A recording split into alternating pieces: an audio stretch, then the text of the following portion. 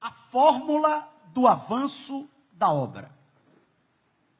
Eu não coloquei aí, mas busquei para trazer esta palavra fórmula. A gente pode traduzir ela como preceitos estabelecidos para regular qualquer ato, ou um modelo.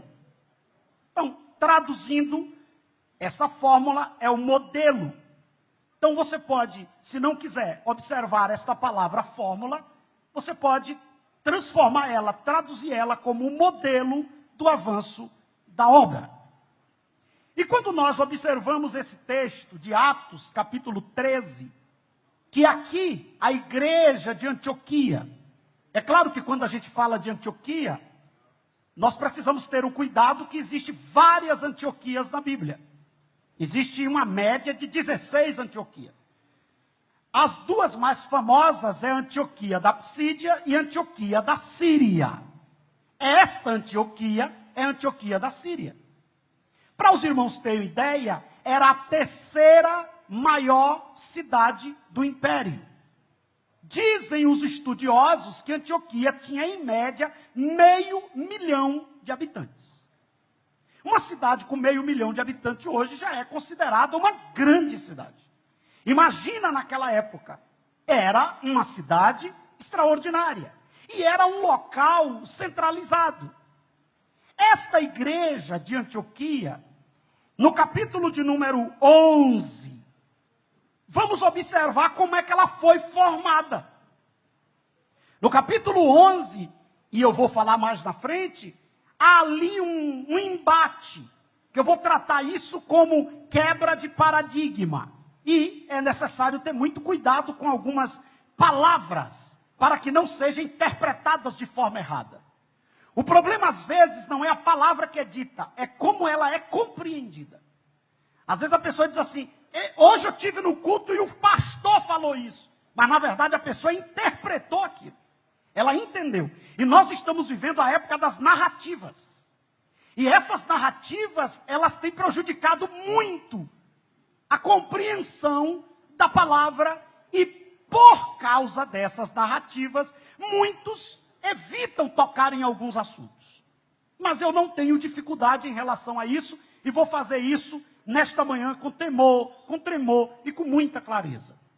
Quando a igreja de Antioquia é formada, que eu vou mais na frente mostrar esta forma, ela se desenvolve de uma forma extraordinária. Eu tive o privilégio de ministrar no centenário da Assembleia de Deus na Bahia, na cidade aonde iniciou o Evangelho. E é uma coisa fenomenal. A Assembleia de Deus é um fenômeno. A Assembleia de Deus primeiro que a nossa história é linda. A nossa história é fantástica. Está sendo desenvolvido aí um filme por um cineasta, né? Assembleano, nordestino, sobre a história da Assembleia de Deus. Não digo aqui o nome, porque ele falou para mim, não me autorizou, daqui a pouco é um segredo, e eu não gosto de ficar revelando os segredos de ninguém. Mas essa história é muito linda. Eu dizia, a história da Assembleia de Deus dá um filme, e é verdade. 2 homens chegam aqui jovens, sem saber falar o português, sem ser enviado, porque tem gente que pensa que Daniel Berg e Gunnar vieram aqui enviados, mas na verdade, enviados, entenda, pela igreja da Suécia, mas na verdade ele foi enviado por Deus, pelo Espírito Santo. Depois a igreja entendeu. E diga-se de passagem, essa não é a forma normal, habitual. Alguém não pode simplesmente dizer, Deus está mandando eu ir para tal lugar e ir. A igreja tem uma secretaria, a igreja tem uma direção, a igreja tem uma visão missionária. Inclusive tem gente que quer fazer tudo autônomo na igreja. Ele quer fazer missão, mas não quer passar pela secretaria de missões. Tem irmão na igreja que é do contra. Na hora de ficar em pé, ele joelha. Na hora de joelhar, ele fica em pé. Na hora de cantar, ele quer orar. Na hora de orar, ele canta. Não tem esses irmãos na igreja? Toda igreja tem, né? Ele funciona ao contrário. Eu descobri, pastor Dari, que isso são problemas emocionais não resolvidos. É como se eles dissessem assim, ninguém manda em mim. Quem manda em mim sou eu. Sim, mas se ninguém manda em você, você está com problema em estar aqui. Porque aqui é um lugar de submissão, de obediência. Aqui é um lugar... Aqui rebeldia não funciona. Então, se você pode fazer o trabalho que for, se você estiver debaixo de rebelião, para Deus você é um feiticeiro. Rebelião para Deus é como o pecado de vendo aqui o amigo sergipano, nosso querido pastor. Então, tem gente que ele é do contra. Então, ele quer fazer tudo na hora dele, da forma dele. Mas, olha que história linda a nossa história. Esses meninos chegam em Belém do Pará, jovens, não eram casados, não sabiam falar o português, mas tinha o que, irmãos? Chamada. Tem gente que tem dinheiro, tem gente que sabe falar, tem gente que tem padrinho, mas não tem. E na obra o que faz a diferença é a chamada. Se você tem chamada, quem não gosta vai passar a gostar, a porta que está fechada vai abrir, o que não funciona vai funcionar, o que era para dar errado vai dar certo. Quando você tem chamada, a coisa flui. Eu vou falar mais na frente, eu estou preparando o terreno, porque a comida é forte. Então, quando a comida é muito forte, a gente tem que tomar um suco primeiro, principalmente para quem está em jejum. Né? Então, essa é uma história muito linda, e eu falei lá no centenário, quando tive a oportunidade de pregar, o pastor Valdomiro me deu esse privilégio, eu disse que a história da Assembleia de Deus é muito parecida com a de Antioquia.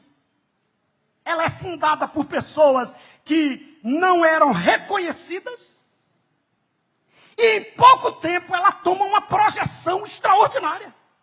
Em pouco tempo a igreja de Antioquia já era o centro das atenções. Deus está em Antioquia, tem um movimento em Antioquia, acontecendo alguma coisa em Antioquia, está acontecendo um avivamento em Antioquia. Eu tenho certeza que isso aconteceu há 100 anos atrás. Alguém olhava e dizia: Campina Grande está sendo sacudida pelo poder de Deus, Campina Grande está sendo movida pelo poder de Deus. Mas a minha alegria não é essa, é que hoje alguém está passando e dizendo: o que está acontecendo em Campina Grande? É a Assembleia de Deus que ainda está com a fama, o fogo aceso.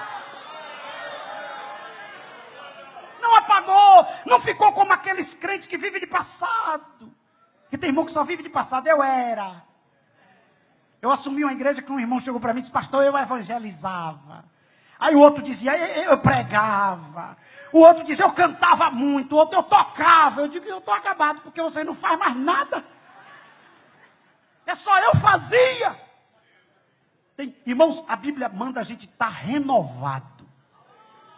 Quando eu dobro o joelho, passo um tempo que eu não sinto a presença de Deus, eu já faço apelo para mim mesmo. Quer aceitar Jesus, Edivaldo? Eu digo: eu aceito Jesus como meu Salvador, para voltar ao primeiro amor.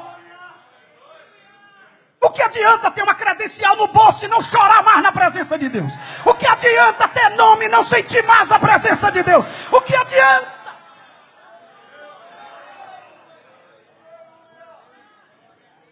Eu faço uma pergunta para esse seleto auditório nesta manhã: tem coisa mais gostosa do que sentir a presença de Deus?